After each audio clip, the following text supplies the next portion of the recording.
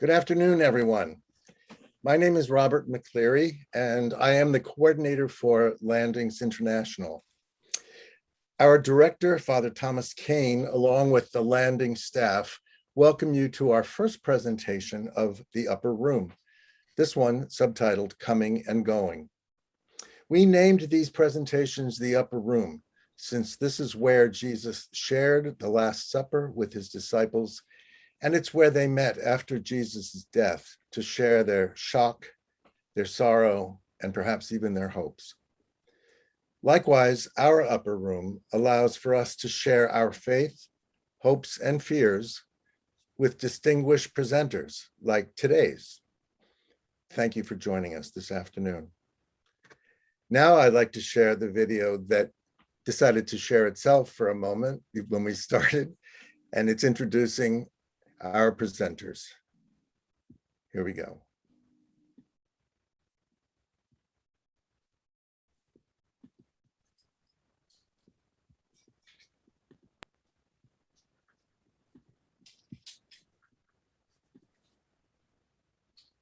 Oh, dear me.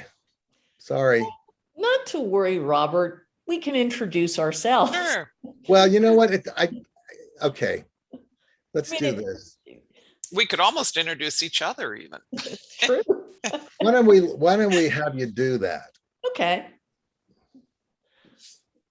Hold on, I'm just getting rid of sharing. Okay. Okay. Well, hello, everyone. Thank you for joining us. I'm Ellen Gilroy, also known as Meg, and I would like to introduce my co-presenter, Melanie Rigney, also known as Mel, who, like myself, is an alumna of Landings and has also participated in team. We attend the same parish church in Arlington, Virginia, St. Charles.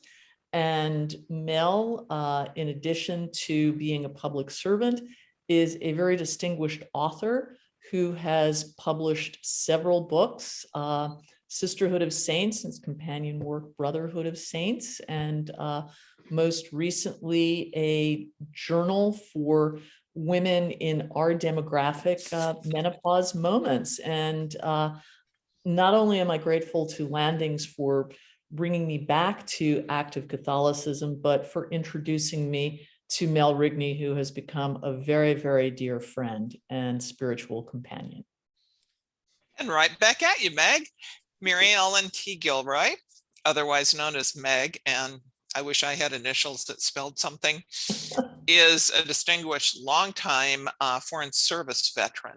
And she doesn't say in her biography, but she served in the lead position in a number of countries during her career. She doesn't look like she's old enough to be retired, but you know, the State Department. But she served all around the world. She was in Malaysia, she was in Haiti, she was in Canada. And she has a very interesting story to tell about how she came back to the church on an Easter Sunday. And while she is retired now, she is extremely active at our parish, and also still very, very active in providing ministry and support to the Haitian community. And she lives here. And she's originally from New York City, Inwood, and she went to Mother Cabrini High School.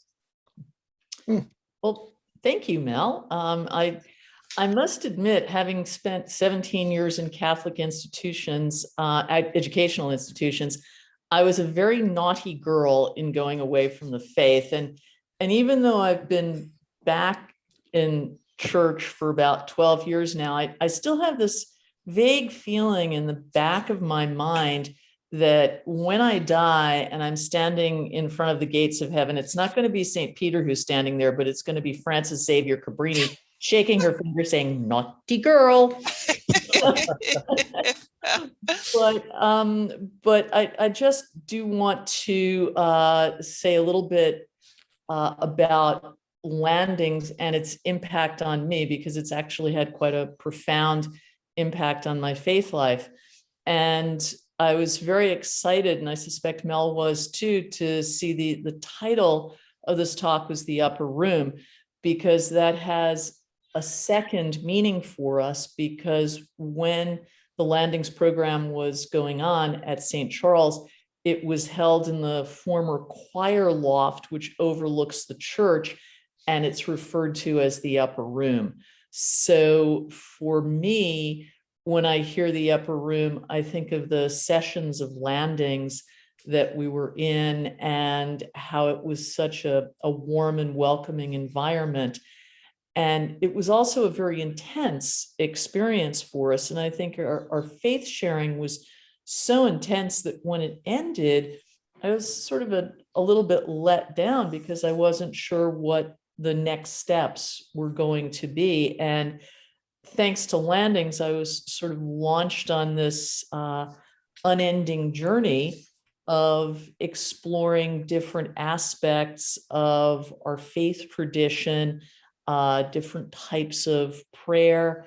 And I found that I was very attracted to the contemplative tradition, which has actually been a tremendous help during COVID time. And Mel, how do you feel that landings helped you with coping with COVID? So my background is kind of the polar opposite of Meg's. I grew up in the Midwest. I was a CCD girl and left the church shortly before my 16th birthday, basically as soon as I managed to get myself confirmed. My life had kind of fallen apart, which is why I was looking for something. And as Meg said, for me, landings ended up really being a life raft to be able to talk about, I never really gave up on God, but I figured God had given up on me. So landings and the deep sharing and the knowledge of the facilitators, in fact, showed me otherwise. And Meg, I just want to build on what you said about landings and being in that beautiful room. I wish our parish had Living in the Spirit landings too at that point, because I'm kind of a personality who, in for a dime, in for a dollar. Christmas Day of 2005 was the first time I took communion in 33 years. It was also the first time I ever was at a Christmas Mass in my whole life. Keep in mind, Christmas 2005. In January 2006, I was on the parish council. And I couldn't have told you the difference between a chasuble and an ambo and a purifier. And I would, I was often not a pleasant person to be around at parish council, because I'd be like, what do these words mean? People would say, we are a resurrection people. And I'm like, what? And I think, I think that's the joy, because so many of us, and Meg, I'd be curious about your thoughts, but I think we come back and it's like, we have the mind and we certainly have the soul for full communion, but sometimes we don't have the words. And I think that's part of the beauty of a program like Living in the Spirit. It can kind of help you build that bridge to a full immersion, I guess. Yeah, no, that's a really good point, Mel, because I felt sometimes, especially when I was in the State Department and I was attending meetings with people from other agencies, they were just throwing around these acronyms and words, and I was like, I don't have a clue. And it was interesting because at one point we were at a dinner hosted by the Paulists to celebrate, I think it was the 25th anniversary of landings. And I was blessed to be at the table with the president of the Paulists. And he asked me a question. I said, I don't know. He looked at me and he laughed and he said, no guy would ever admit he doesn't know anything. So I suspect, part of my return to the faith is an openness to being willing to admit when I don't have an answer. And I think that's been one of the beauties about returning to the faith as an older person. It's like, I don't have anything to prove anymore. No disrespect to younger people who are returning to the faith, but there's always this moment of fear of admitting that you're not in control, you don't have command of everything that's going on. And I think, well, for me personally, but also too, I think for many, many people going into COVID time we had no control whatsoever. I mean, our only control was what food delivery service do we call to have food delivered to the house, or what color mask do I wear when I go out? And I think that had a tremendous impact on how people viewed themselves, society. And then, it's like, where's God in all of this? Why is God doing this to us? I remember a friend saying we were living in biblical times. I mean, first we had, the cicadas, the plague. Now we had the COVID, another plague. And then we had the forest fires out in the West. And then we had the horrendous rain. So we were having floods. So it's like, oh, we don't want to know what's happening next. So. I think you make a good point, because I was looking on social media, one of those places that will show you, what happened to you 10, 25, well, however long ago. And yesterday, something that I posted from 11 years ago came up, and it was like, doing this, doing that, doing the other thing. One of these days, I need to learn to slow down. And I'm a people pleaser by nature. And sometimes I'm more of a people pleaser than a God pleaser. And I think that I don't think I'd say the same thing about myself today. And I think that's the important thing. And maybe people in landings feel it more profoundly. I think people have been through landings, people have been away from the faith, because there's a gift in every situation. And I think that was the gift that maybe for those of us who are away from the Eucharist, it became, we were brought home anew to it. Or, for those of us who tend to be too busy, Meg, like you were saying about being contemplative, I aspire to be contemplative. It sounds like such a great idea in theory. That was, again, the pandemic's had a lot of tragedy and sorrow, but I think you can find gift in any situation. And I think maybe that lack of control has maybe helped me free myself up a bit. No, that's a very good point, Mel, because I remember when we were in landings, there was the module discussing Eucharist and what does Eucharist mean? I mean, most literally it's going up to receive communion, but it's also the body of believers. I mean, we all form the body of the church, the body of Christ. And one of the things that struck me in coming back to the faith was when I stopped going to mass, it was kind of like catch as catch can at communion. Some people would go up, some people wouldn't. And I'd say like maybe half the congregation went up to receive. And when I came back, everybody was going up. I mean, it was almost this little pilgrimage to the altar of every single person going up. And then all of a sudden being deprived of that experience during COVID time was a bit of a shock. I wouldn't want to say it was a wake-up call. It was like, hey, what's going on? What's missing? And one of the fun things of COVID was discovering Mass online. And there was a website, I forget what it was called. It's like, I don't know, Catholic masstimes.org. There you go. Thank you. And, you basically pretty much every 15 minutes, you could have a mass from somewhere in the world. And I remember once tuning into a mass from Kuala Lumpur, Malaysia, and other times masses from Ireland. And then our parish, St. Charles, started broadcasting Sunday Mass online. So I thought, oh, okay, I'll be loyal. I'll go back to St. Charles. And it was really sort of bittersweet for me because like, oh, look, there's the pastor, there's the parochial vicar. Oh, look, there are seminarians. And then there's nobody in the pews. And it was like, well, I'm out here virtually, but it's not quite the same. I don't know. How did you feel, Mel? Well, I was away from Mass a bit longer than you were. I just have to echo what you're saying though about, and I think that's another beauty of landings is the body of the church that we all are, the communion of saints to be. several years before pandemic, I went to Fatima.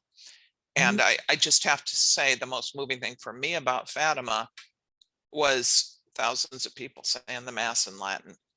And all of us, maybe we didn't know all the words, but we all knew what it meant. And we all knew what was happening. And I went to that same parish in Kuala Lumpur one day and loved it. And, you know, one of my majors in college was French. So I would go in France because I'm a really early riser. And yeah, I think it brought home the universality and the beauty of our faith, because maybe I don't remember as much French as I once did, but kind of like being at Fatima, I knew what was going on. And I knew they knew, and you know, it was all good. So I don't know. So, you know, church is kind of family. It's part of your family. I mean, you have a broad family, you know, besides your family of origin and, you know, your beloved husband's family and yours, and the St. Charles family. But did this all have any impact on your feelings about faith and family, faith and friends? I think it made me much more aware of human fragility and the passage of time. I mean, I was blessed and cursed with a career that took me away from home. I mean, I was out of the country for huge swaths of time, and part of it was before the internet, so it wasn't easy to connect. And one of the things that was a blessing for me in COVID time was we would do Zoom family gatherings, and we would have a Zoom dinner where, you know, we'd each like be sitting there eating and, you know, like chatting. So we wouldn't have the same food, but we were sharing a meal together, and we were able to see each other, see how we were doing. And so for me, I enjoyed Zooming because I didn't have to work on Zoom. So for me, Zoom was an excellent opportunity to hook up with family and friends. And that was kind of a non-ecclesiastical communion. I mean, it was, you know, I mean, it might not have been consecrated, but it meant so much to me to be able to share a meal with people who were maybe 6 time zones away. How about you, Mel? I mean, did you have a similar experience? Well, I guess just a few things I'd like to say about that, and just be aware I'm going to talk about you. So, you know, feel free to cut me off if you want. But so I live with my sister. I'm divorced and alone. I live with my sister, and we have a large apartment, but with 2 women our age working at home, that can be a little difficult to navigate. It all worked out. I think we both grew more respectful of each other, and part of it is too, frankly, the coming and going, right? There were people would say to me, how can you live with your sister? You must be so close. And I think we are, but pre-pandemic, we would both be home maybe one night a week. One or the other of us would be gone. And it's, you know, what was it Mother Teresa said about something like it's easy to love people you don't know. It's harder to love those who you do. And so I think that was a lesson in humility and grace for both of us. And there were no big fights, but, you know, just differences. I think something kind of fun that happened. So as Meg mentioned, I'm a writer, and I actually had 2 books come out during the pandemic, during the first year of the pandemic, excuse me. And when that happens, usually I go around and speak at, you know, maybe 10, 12 places around the country. And that obviously couldn't happen. So that was another grace place though. And I think that's the same thing with finding community. Community can be there virtually. It can be anywhere you want it to be.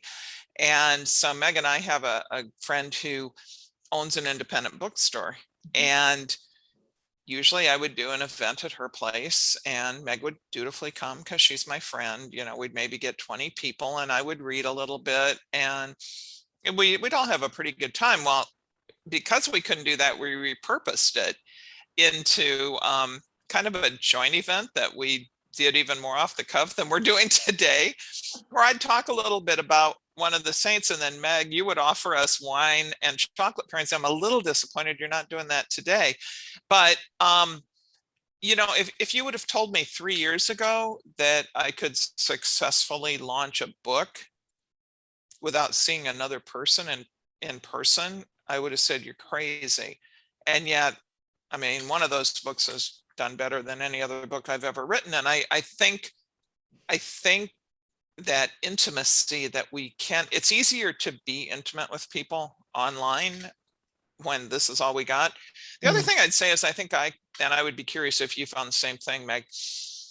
I kind of started valuing I thought about the friendships, not that necessarily I disliked the people, but there were people that I did see during the pandemic, and there were some people I didn't see, and it was kind of a good reminder about value, and again, not the coming and going, but the being. Yeah, that is a very interesting observation. I would just like to add that the wine and chocolate pairing with Mel's books did not come out of thin air.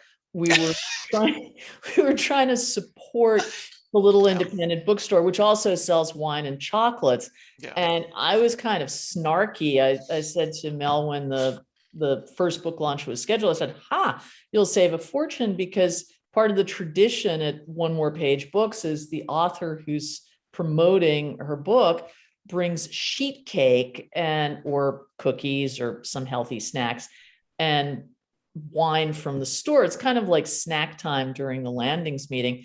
And so Mel immediately turned that on me and said, no, we can still have snacks. We'll just do a wine and chocolate pairing to help promote sales at One More Page. So honestly, it didn't dawn on me to do snacks during this meeting. And I'm not quite sure how I would come up with a wine and chocolate pairing, but this is also an interesting experiment to find out whether it was the wine and chocolate talking or if it was the spirit inspiring us along with the book. But I do think one of the things that struck me, and this might be unique to the urban area in the DC suburbs where Mel and I live, but at our parish, we have 6 different masses on the weekends, and people basically select their mass community. So I'm stunned to find out that someone goes to my same parish because they go to a different mass. I mean, I'm always at the Saturday Vigil Mass. Somebody else might be at the 6 p.m. evening Mass on Sundays.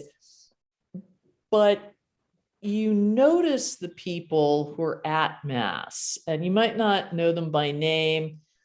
Maybe the only place you see them is at Mass, but you realize they're there. And when we started going back to Mass in person at St. Charles, I was looking around, we were still masked up, but I was looking to see like, okay, where's that person? Where's this person?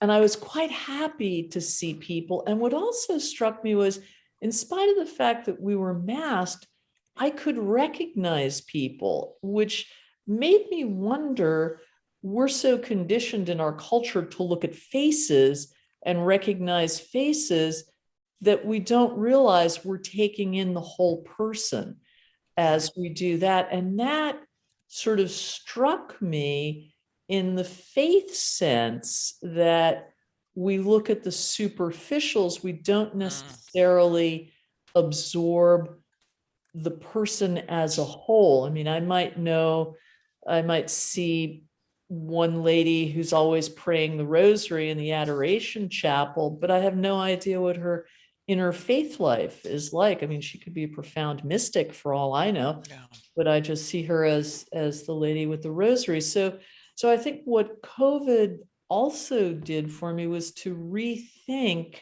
how I perceived people and whether or not I was making snap judgments on, based on where they were sitting in the church or whether they did something during Mass. So I think it challenged my assumptions about people in a positive way.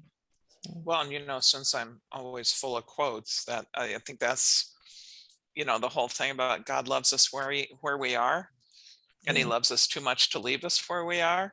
Yeah. And maybe that's another lesson that when we are a bit stripped down, maybe it enables us to see others a bit more stripped down too.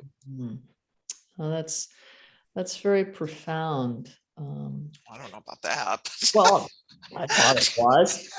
But one of the fun things about COVID time was a friend of mine who's Jewish. Her daughter had her bat mitzvah, and ordinarily we would be invited to go to the temple out in Bethesda, and then go for a reception afterwards. But because it was COVID time, this was not possible. But the family wanted to go ahead and honor the tradition and the ritual. And so it was a Zoom bat mitzvah. And I had no idea what to expect. And the mom beforehand shared a link with the prayer book that they were going to use. And so on one side of the page was Hebrew, and thank God there was like the English translation on the other side, because Hebrew is not one of my languages. But it was so profound for me because there were about 100 of us, and there was the bat mitzvah girl and her parents, and one of her grandfathers is a rabbi, and he was there. They had their rabbi, and that really made me much more aware of, it's like, this is probably what Jesus went through. Who knows what his Torah reading was, but this was an experience. It was almost like a timeless experience. And that just touched me, along with a quote from the grandfather who was a rabbi. He said that in the Torah, the shortest prayer is a prayer that Moses spoke when his sister was struck down with leprosy.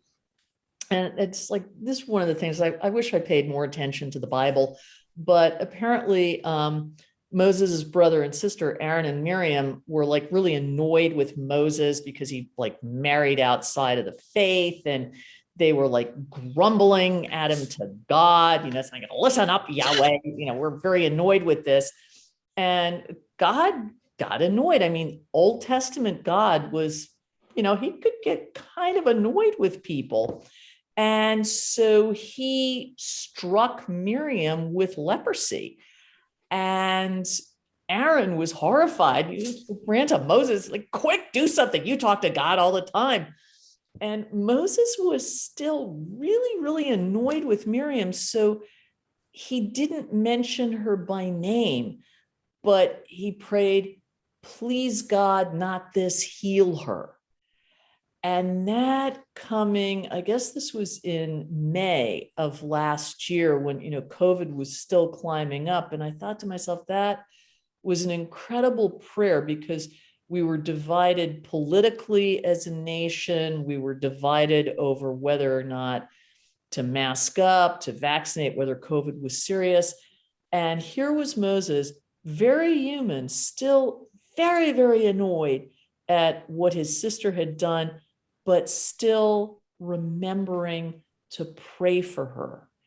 And that was a big lesson to me. It's, I might be annoyed with someone, I might disagree with them politically, but they're still my brother and sister in faith, even if they're not Christian. It's, right. We were all created by the same God, and I can't pick and choose. It's, the sun shines on the good and the bad. So I think that was one of the great lessons that, I should have known all along, but suddenly I became aware of it during COVID. Well, and probably you did know, but perhaps this time, this special time, I'm sorry, this is a special time. All times are special. Perhaps it was a great way to bring it home to you. My experience was kind of the other end of the spectrum in terms of joy and sadness. So actually one of the facilitators, when I was going through landings, lost her husband earlier this year. He had cancer and died 4 months later. And so they live streamed the mass. And, you know, she grew up here in Virginia. He grew up in New Jersey. They worked for a very well-known communications company in its infancy. So they have friends all over the country. And while I am sure everybody had he died 3 years ago, everybody would have tried to come, but people would have had kids to take care of or jobs to worry about or other obligations. And so it would have just been, you know, a nice note, and maybe because she did send funeral cards to everybody. But I think sometimes we think about the pandemic as having made us more distant, and kind of like your experience. I mean, I went to that mass online, and the people who knew them from all over the world were able to go. And I guess I also and when the priest, you know, read Innisfree, I mean, I'm glad I wasn't there, because that would have killed me.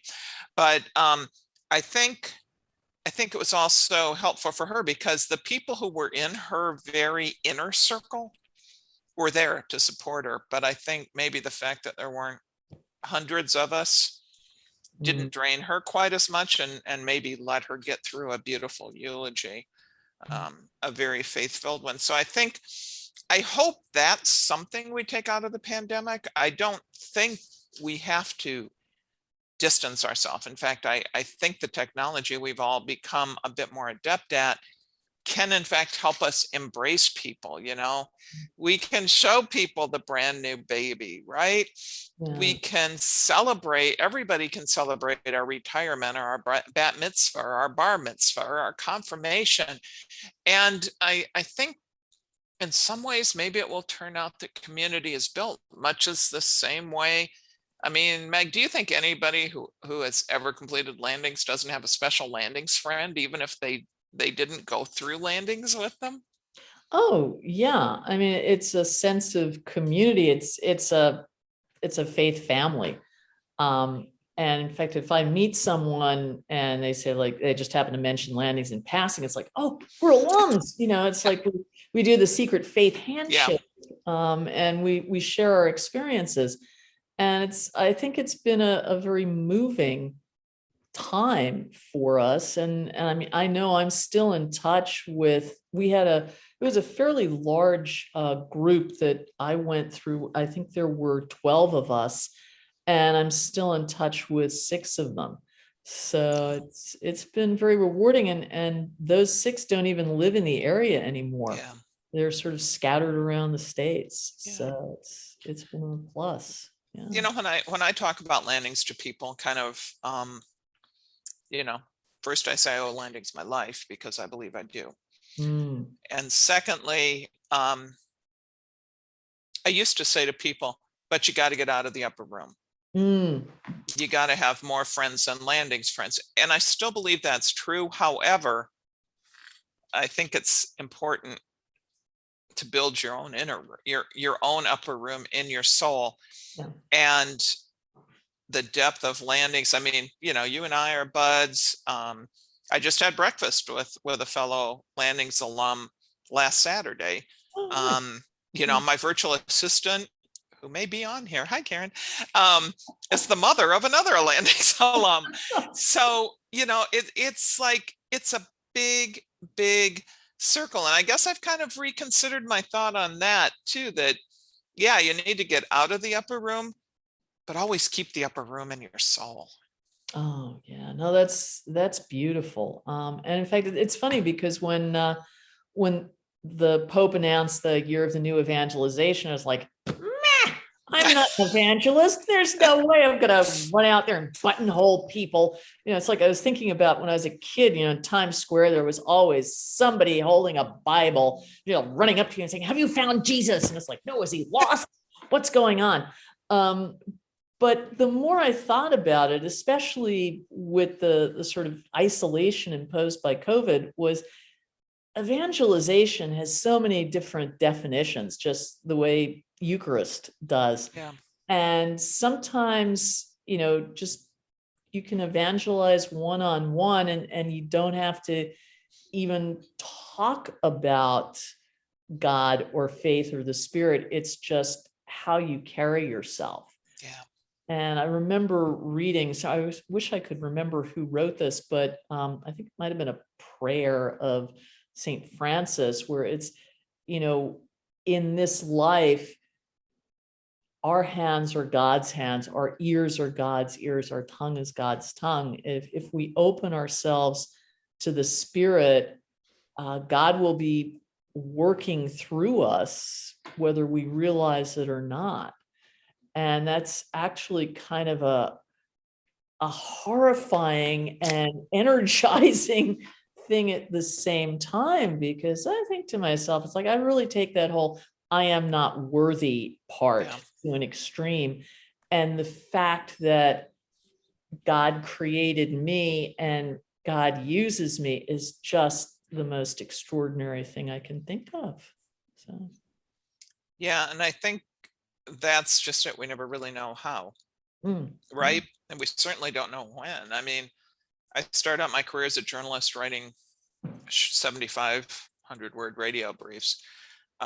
There was no God in my life then. I moved through job to job to job. I got married, a guy that was a good friend. We liked the same music. We had the same politics, blah, blah, blah, blah, blah. And then I worked on a place where I learned a lot about marketing. And then I worked for a book publisher and all this. And then not long after I came back to church, I'd never really considered myself to be a writer.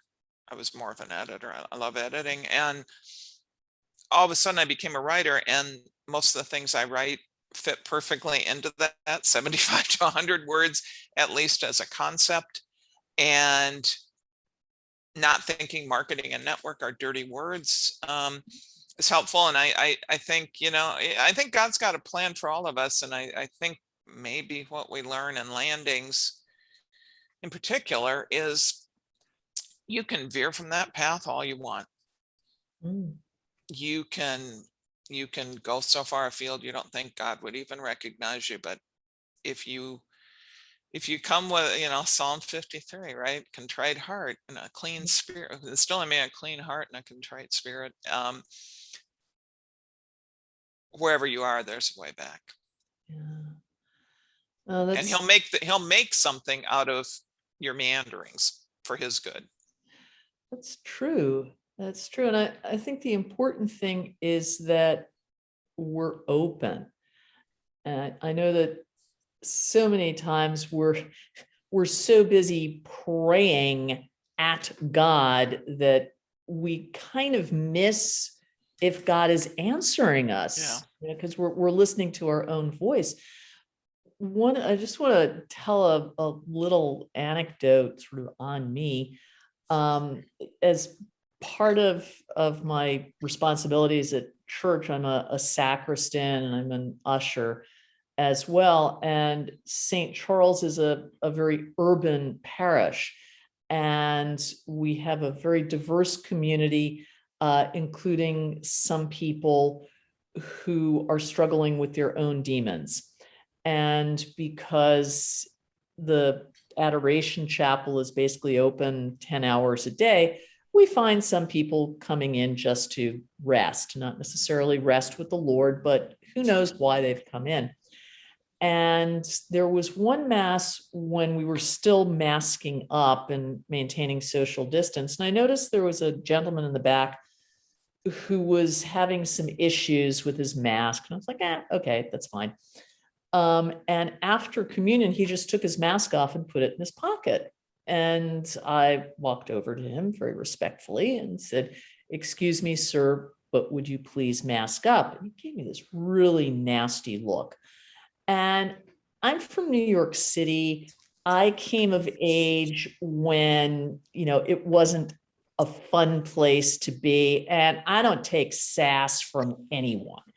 And I just looked at him and I said, sir, if you're going to be in church, please put your mask on. And he was like, fine, I'll put my mask on, but you stop being afraid. And I was like, I'm not afraid of you, pal. But then when I thought about it afterwards, I was like, uh-oh, wait a minute.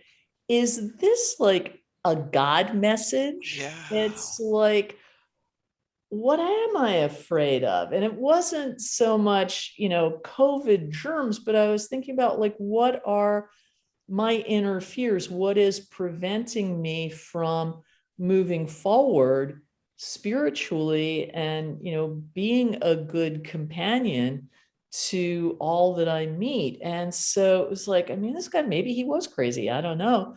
But he definitely had a message for me. And I got that message.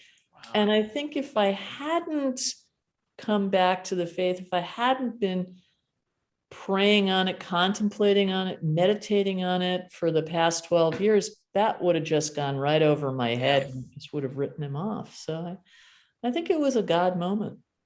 And you might have never, had it not been for the fact that masking, you may have never even had an encounter with him. True. Yeah. So, well, no, Oh, no, Meg, I'm sorry, go ahead. No, that's all right. I was just going to babble. No, please babble. Oh, no, it's quite all right. You go ahead, Mel. Well, no, I was just gonna ask our hosts if we can both babble a little longer, or if there are things they need to do. No, we have some things to do at the end. We're offering some gifts and whatnot for folks to thank them for tuning in, but that's only going to take us about 5 minutes. So you've got plenty of time. Good. Meg, do you remember what you were going to say? I apologize. No, that's like one of the blessings of being a woman of a certain age. It's like, and I've got an archway behind me, so all conscious thought has just been wiped from my brain. But, sorry. No, that's all right. But I was, sort of thinking about, obviously at this point, we're not quite sure how long COVID will be with us. And obviously COVID, the illness is going to be with us because that's just the way viruses are.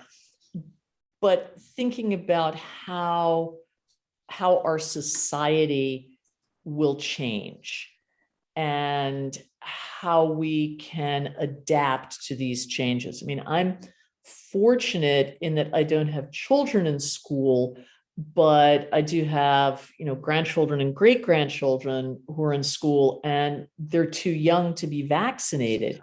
So what is their life going to be like? Why has a public health issue become so polarized? Why is a public health issue a political issue? And so I've been thinking a lot of, how do I, as one person, try to help heal our society, our community? And so far, the only thing I've been able to come up with is just trying to be as decent and kind a human being as possible, and not being snarky to someone who says, I refuse to wear a mask because I can't breathe. Well, tough. Wear the mask. You wear pants when you go out in public. What's the difference? So that's kind of, being snarky, but I'm still a work in progress. So Can I just ask folks, since we are coming toward the end, post your questions, and we haven't had a great number of them in the chat room. So I encourage you to do it now while we still have some time. Excellent lead in, Robert, because there's a very good point from Paul Snatchko with people coming back to church. And, should we worry about regular mass goers who don't return? And, are people, should we be relaxed or deal with this naturally? I would say, from the perspective of my particular parish and Mel's parish as well, we've tried to take precautions to ensure that people feel safe. while they're there. We do still sanitize the church. There's sanitizer available at all the stations. People can mask up or not as they choose. And I think the important thing is to try and meet people where they are and to reassure them. And I know that in our diocese in Arlington, the bishop has lifted the dispensation. I mean, we are now expected to attend Mass, unless, of course, it's a personal health issue. So it's difficult for us, how do you reassure someone who might be young and fit, fully vaccinated, but they're living with an at-risk child or an elderly family member? So it's hard to come up with a specific solution. I don't know, Mel, maybe you have So, something. so when I was away from the church, the people who told me I was going to hell because I didn't have any kind of a faith practice were not telling me anything new. I knew that. I knew I was going to hell, okay? And I despaired there was anything to be done about it. The people who were responsible for my reversion, Catholic or traditions of another stripe, were the people who I saw Jesus working in their lives. The covert evangelization. My friend whose son died of leukemia at age 9, and basically the next day her husband left her for her best friend. The people, a woman who caught her husband sexually abusing her 6-year-old. And they didn't tell me I was a bad person. And they didn't tell me I was going to hell. In fact, they didn't even ask me if I'd accepted Jesus Christ as my Lord and Savior. They told me about how Jesus was working in their lives. And that's the tact I take, is I am a better person being back at Mass. For me, it's the routine and the ritual and the pageantry and the self-examination and the Eucharist. But that's what I talk about to people. I don't ask them why they haven't come back. I don't try to tell them about how our parish is so safe, although that's the reason I'm at our parish, because it is safe. I tell them why I feel safe there. And you extend the invitation. So I think that's, to me, the important thing. I do a regular Bible study, and I was in another parish where last spring, and one of the women said, Father says it's safer to come to Mass than to go to Giant and get groceries. And at that point, I knew that was not the case, because I'd seen that parish's services. I'd seen them giving communion on the tongue. I'd seen there was no social distancing. I'd seen they were singing. That was not true. It was not true. And, I think when you try to convince somebody why they should do something, you are in peril of driving them further away. So I just like to talk about why it's a good thing for me to be back. Well, in response to something that Norma posted about why it's important to open up spaces to talk about faith and spirituality and the emotional toll that the pandemic has had on our lives, I think one of the blessings of COVID time is people have become very comfortable in using technology. I mean, I don't consider myself to be like adept, but I'm pretty okay with participating in a Zoom meeting. So I think the parishes that have virtual outreach or programs like Landings, the virtual is never a substitute for face-to-face, in-person meetings. But in these unique times, it does offer an opportunity for community. Because one of the things I'd like to say is, while I am sort of more of a contemplative and I've been quite happy living by myself, there were moments when I was thinking to myself, like, am I talking to myself too much? Am I making sense? Do I want to disagree with myself? So having someone else to share thoughts and concerns with is incredibly helpful, not only for your spiritual life, but for your mental health. So I think going forward, at least for the next year, 2 years, who knows how long, if we can come up with a healthy blend of the virtual and the real to sort of reassure people who might be afraid of going out, who for one reason or another cannot go out, I think the virtual is a good sort of way of easing back into a more active faith life.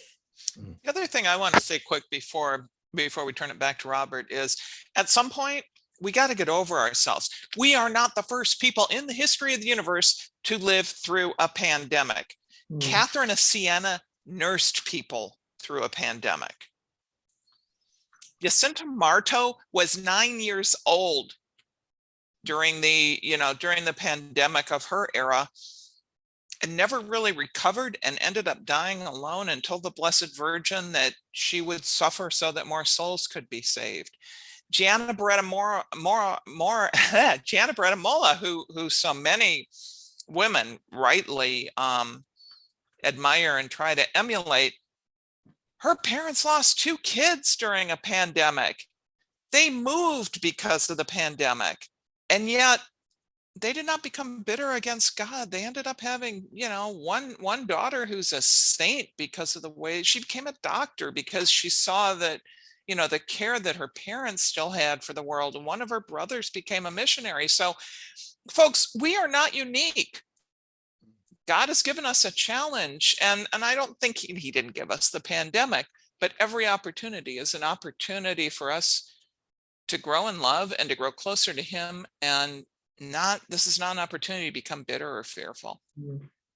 Melanie, I was thinking about how people are dealing with this overwhelming list of dangerous and awful things happening to the climate, to the Northeast with the floods. We were talking about all that before, and the fires and the political disasters.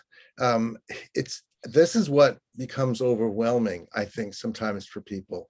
And they may not be complaining, but people can get quite depressed and feel as though they don't know what they can do to move forward beyond prayer. And fearful as well, Robert. Yes, exactly. And I think one of the hardest things is we're overwhelmed with information, and we don't have the time to process it. And, say for earlier pandemics, the speed of information was much slower. And I think one of the things we can offer each other is support in trying to slow down a little bit. I mean, prayer is great. Don't get me wrong. I love prayer. But at a certain point, you need another human being to sort of pat you on the shoulder and say, calm down. I mean, yeah, it looks like the world is going to hell in a handbasket, but if you can have a little oasis of calm and quiet for a few minutes in your life, that might help you slow down. Because I agree completely with you, Robert. It's like there are some days where if you just listen to the news, it's just like one god awful thing happening after another. And you look at here in DC, I mean, poor little kids, they go off to buy an ice cream cone and they get shot to death. Yeah. I mean, that's not right. So we have to try and get control of some tiny aspect of our lives. And I think if we can, not so much control, but if we can like offer up our faith life to God, that might be a a little lifeline to try and get us back into dealing with the sort of social craziness that's going on. Absolutely. And I don't know how to thank you both for all this. This is a wonderful array of subjects that you've brought up and allowed us to spend time thinking and mulling over with you. And for those who would like to see this presentation again and revisit it, we are going to be posting it on our website, and probably Norma will be putting it on some other social media, so you'll be able to revisit. I just want to thank everybody for watching and participating in this, our Upper Room presentation.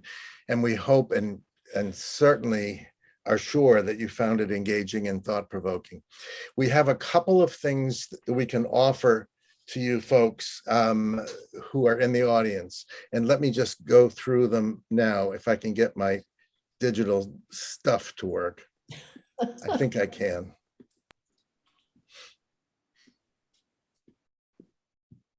Okay, here we go.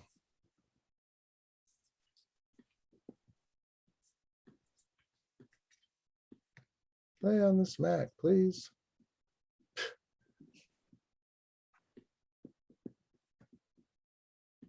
There we go. Okay. We were talking about living in the spirit. Melanie was earlier. Well, those of you who don't know about it, please investigate on our website. But we are offering Living in Spirit, which was formerly known as Landings 2, is pleased to announce an additional session, session 7, entitled Faith in Times of Crisis, which plays right into what we've been talking about today.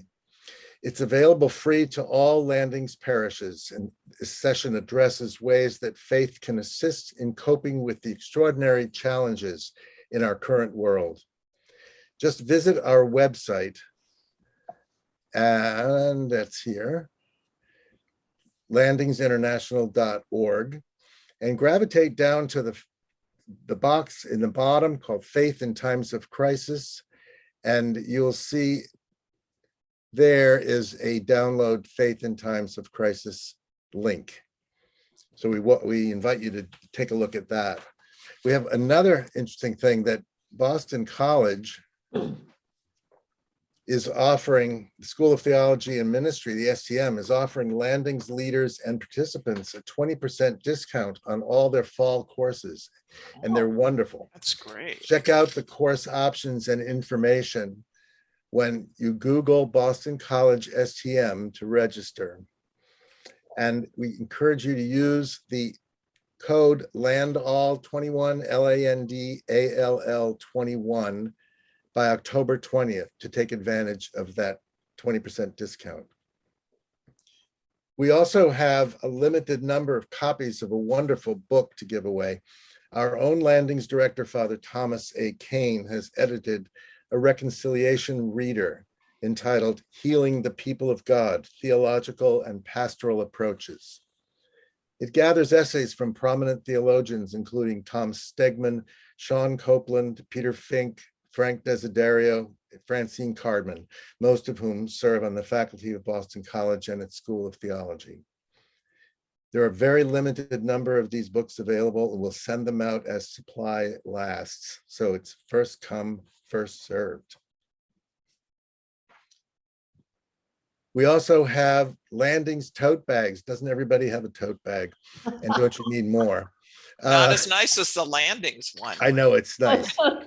They always run out. We always run out at conferences.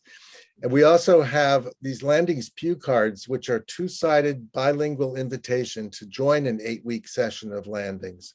And these are left in pews, or they can be passed out, handed out to encourage people to look into the Landings program. The Paulist Reconciliation Ministries has given us these ribbon lapel collar pins. We have 3 sets of 20 pins that we can offer.